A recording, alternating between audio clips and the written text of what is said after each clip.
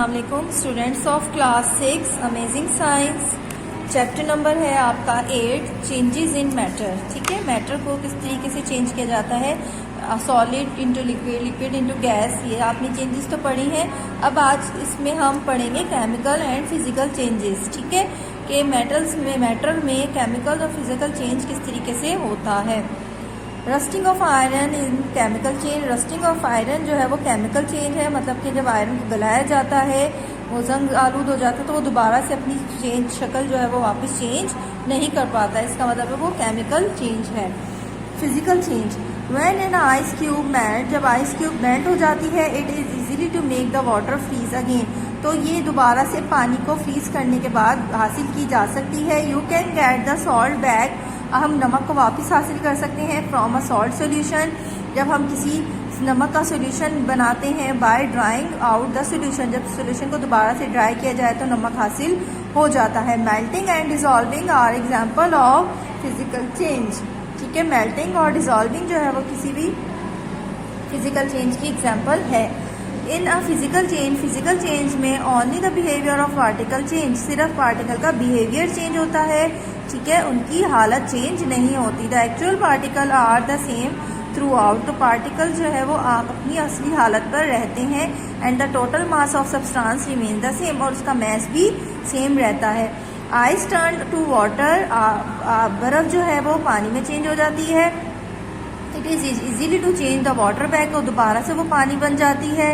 ठीक है, जो दोबारा से पानी जो है वो बर्फ भी बन सकता है। New chemical substance is form in this change, और इस चेंज में एक केमिकल कंपाउंड चेंज फॉर्म पैदा हो जाता है, केमिकल सब्सटेंस बन जाता है। When no new chemical substance is form, जब कोई नया केमिकल सब्सटेंस नहीं बनता, a change is called physical change, तो उस चेंज को कहते हैं physical change. Physical change are easily to reverse. ठीक है, फिजिकल चेंज में हम अशिया को दोबारा उसकी असली हालत में ला सकते हैं। जैसे कि अगर कोई बर्फ़ है तो बर्फ़ को पानी में और पानी को बर्फ़ में तब्दील किया जा सकता है। ये चेंजेस कहलाती हैं फिजिकल चेंजेस। ठीक है, chemical change, when iron rust और a candle burns new chemical compound are made, जब आयरन को जलाया जंग आलूद आयरन को ख़त्म किया जाता है या कैंडल को जलाया जाता है तो एक नया केमिकल बन जाता है। जैसे अगर मोमबत्ती को जलाते हैं, रख दिया जाए तो वो वैक्स में चेंज हो जाती है। ठीक है ना, मोम बन जाता है खाली जल्दी। इट में impossible to reverse the process, इसको दोबारा से मोमबत्ती को वैक्स को बनाना जो है वो थोड़ा सा रिवर्स जो है वो थोड़ा करना प्रोसीजर को मुश्किल होता है। These type of changes are called chemical change और अ केमिकल रिएक्शन। ये केमिकल चेंज या केमिकल रिएक्शन कहलाता है। In a chemical reaction the following changes happen, chemical reaction में इस तरीके की चेंजेस होती हैं। ये 4 स्टेप्स हैं। A new substance is made, एक नई चीज़ बन जाती है। Energy is either given out is taken in, इसके लिए एनर्जी भी चाहिए होती है। Change is almost impossible, change को वापस लाना नामुमकिन होता है। All the atom of an each element combine in different ways, इनके एलिमेंट्स के एटम्स जो हैं वो दूसरे तरीके से चेंज हो जाते हैं। The same atom that were present at the start and there end of the reaction, जो कि शुरू में थे वो उसका पोजीशन जो है उसकी खसूसियत जो है वो चेंज हो जाती है आखिर में। बिकॉज ऑफ दिस, इस वजह से the total mass of substance remain the same, लेकिन इनका टोटल मास जो है वो सेम रहता है। सम येलो सल्फर पाउडर, कुछ येलो सल्फर पाउडर लेंगे, पिक्चर भी देख लीजिए साथ साथ। And iron filling and mix together, iron filling को आप इसके साथ मिक्स कर दीजिए, आयरन के थोड़े थोड़े टुकड़े लीजिए। The mixture can easily separated, इनका मिक्सचर जो है वो आसानी से अलग किया जा सकता है। मैग्नेट के थ्रू आयरन के जो वो मैग्नेट से चिपक जाएंगे और इसमें से पाउडर में से अलग हो जाएंगे। लेकिन व्हेन हीटेड, जब इनको गर्म किया जाए, the mixture will glow brightly, तो मिक्सचर जो है वो चमकदार किस्म का बन जाएगा। The yellow speckles of a sulphur disappear, yellow colour के सल्फर के जो टुकड़े हैं, पाउडर है नुमा, वो ख़त्म हो जाएगा। आप ब्लैक सॉलिड इस फॉर्म, और एक ब्लैक कलर का सॉलिड जो है वो आपको दिखाई देने लगेगा। The black solid is not at all like the mixture, जो वो मिक्सचर की तरह नहीं दिखाई देगा। It is not affected by a और ये मैग्नेट के थ्रू भी अफेक्ट नहीं करेगा, यानी कि इसमें से हम दोबारा से आयरन के जो फिल्म्स हैं उनको नहीं निकाल सकेंगे। तो ये होगी इसमें chemical change. The black solids the black solid is obviously a new chemical substance. ये ब्लैक सॉलिड जो एक न्यू केमिकल सब्सटेंस है। The iron and sulphur has reacted together. Iron और सल्फर ने एक दूसरे के साथ रिएक्ट किया और एक नया आयरन सल्फाइड आपका पास बन गया सब्सटेंस, ठीक है। The above chemical change can be return in the word. इनको हम रिटर्न किस तरीके से करेंगे, आयरन प्लस सल्फर जब मिक्स हुए तो आयरन सल्फाइड बन गया, या इसको हम केमिकली रिएक्शन में इस तरीके से शो करेंगे Fe प्लस एस FeS, ठीक है। ये रिएक्टेंट्स थे, ये प्रोडक्ट निकल के सामने आ गया है।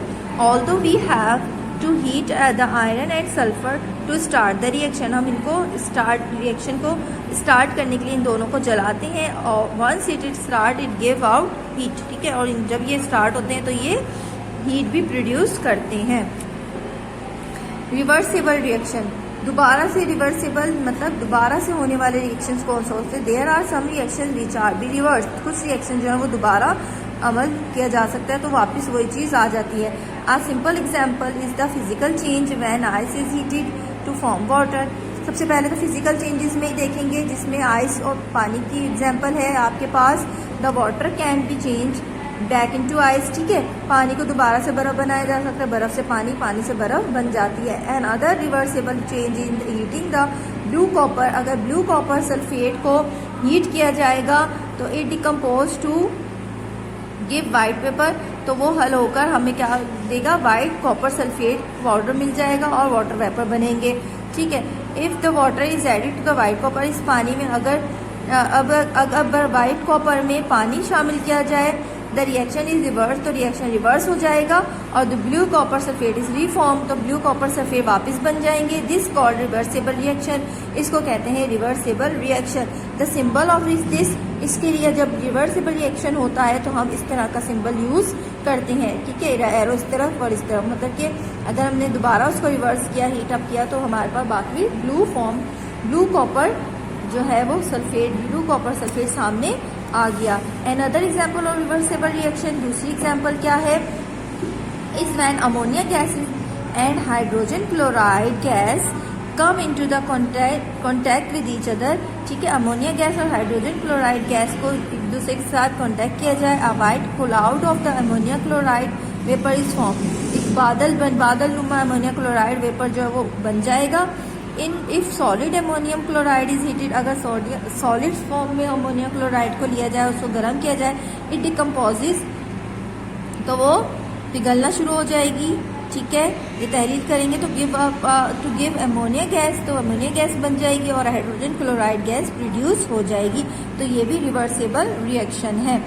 Changes raw material into a useful material, ठीक है। रॉ मटेरियल को यूजफुल मटेरियल में इस्तेमाल करना किस तरह से चेंज करते हैं, फर्टिलाइजर्स काश्तकारी के लिए या खाद वगैरह के अमल में। Plants needs water to soil, पौधों को पानी की ज़रूरत होती है, ठीक है, मिट्टी से। They also need different element, ये मुख्तलिफ किस्म के एलिमेंट्स को भी इस्तेमाल करते हैं। The 3 elements they need most, जी ज़्यादा 3 एलिमेंट्स हैं जो ज़्यादा इस्तेमाल होते हैं, नाइट्रोजन, पोटेशियम एंड फॉस्फोरस, ठीक है, जो कि पौधे इस्तेमाल करते हैं। Plants use up these more quickly than other elements in the soil, ज़मीन से ये ज़्यादा मिकदार में इन्हीं एलिमेंट्स को हासिल करते हैं। Small amount returns to the soil in animals, ये थोड़ी सी अमाउंट जो है वो एनिमल्स के मैन्योर वगैरह से, मतलब ये फजले वगैरह से, और जो डेड प्लांट या डेड एनिमल्स होते हैं उनके ख़राब हुए हुए पौधों से हासिल करती हैं। मिट्टी में वो जज्ब हो जाते हैं, फिर वो पौधों में काम आते हैं। Some nitrogen is also put back by lighting and by bacteria in the soil, ठीक है। सॉइल में कुछ नाइट्रोजन वगैरह को भी ऐड किया जाता है।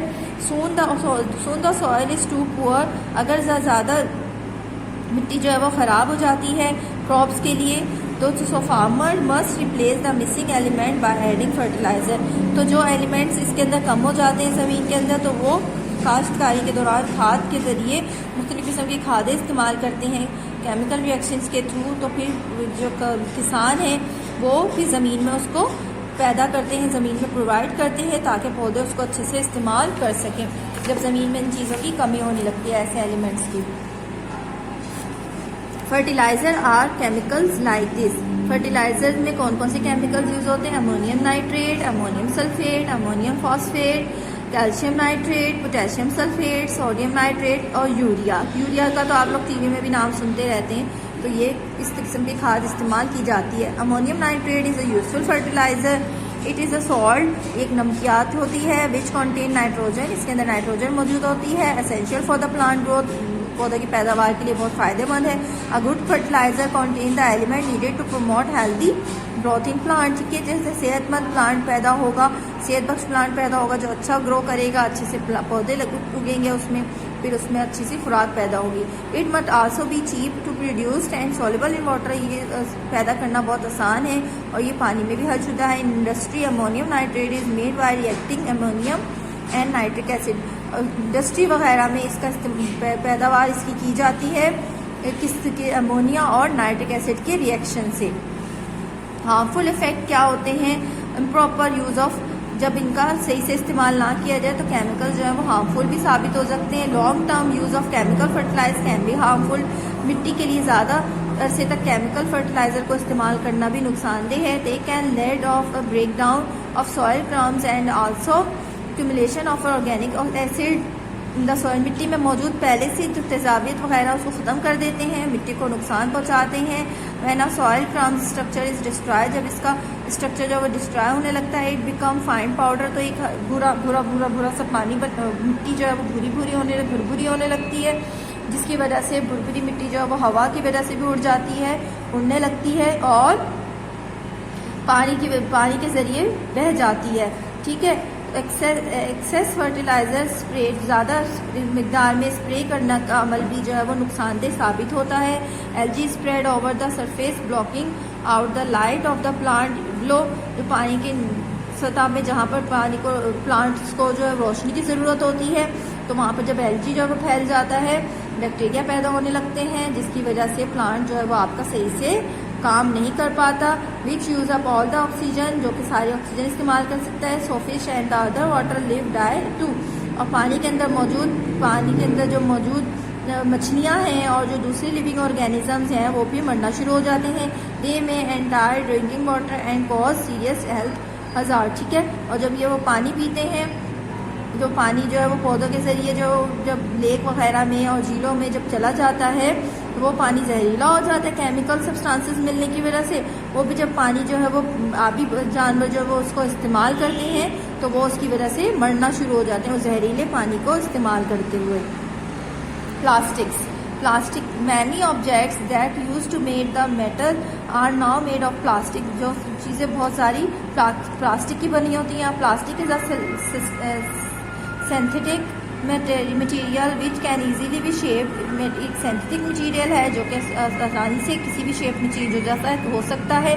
प्लास्टिक आर यूजुअली टॉ और वर्सटाइल, प्लास्टिक जो है वो आराम से इस्तेमाल किया जाने वाला बहुत ही कारआमद चीज़ साबित होती है। They are very good electrical insulator, ये इलेक्ट्रिकल इंसुलेटर भी है बहुत अच्छा। They can be spun into fibres to make clothes and carpets, ठीक है। ये आमतौर पर जो है वो फाइबर्स वगैरह में और क्लॉथ्स वगैरह में, कारपेट्स वगैरह में भी इस्तेमाल किया जाता है। और moulds to be make objects such as cups वगैरह, चेयर्स वगैरह में भी इसका इस्तेमाल होता है, ठीक है। प्लास्टिक की बनी हुई चीज़ें तो आप लोग वाकिफ़ ही हैं इनसी चीज़ों से, चेयर हैं, ग्लास हैं, कपड़ों में कॉलर वगैरह के लिए इस्तेमाल करते, थोड़ा सा क्लफ वगैरह आ जाए चीज़ के अंदर तो उसमें भी थोड़ा सा प्लास्टिक वगैरह को इस्तेमाल किया जाता है उसके मटेरियल को। Plastics are the polymers, plastic जो है वो एक छोटा छोटा सा मटेरियल होता है पॉलीमर्स के नाम से। Polymers contain very large molecules, इनके अंदर बहुत ज़्यादा मॉलिक्यूल्स होते हैं। That are made by adding together small and polyvinyl chloride, PV और नायलॉन, पॉलीफरस and terylene are the common names of the some of the other important plastics, ठीक है। नायलॉन है, पेरप्लेक्स है एंड टेरेसिलाइन है, ये जो है वो प्लास्टिक्स की मुख्तलिफ किस्म है।